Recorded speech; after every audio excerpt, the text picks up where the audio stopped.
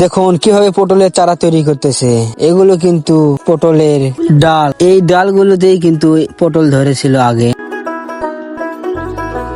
পটল খাওয়ার শেষে এই ডালগুলো সুন্দরভাবে কেটে মাপ করে এইভাবে পেঁচিয়ে পেঁচিয়ে দেখুন কিভাবে চারা তৈরি করতেছে। এখানে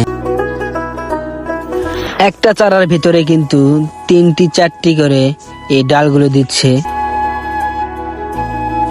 এভাবেই কিন্তু পটলের চারা তৈরি হয়। এখান থেকেই পরবর্তীতে আবার পটল গাছে ধরে।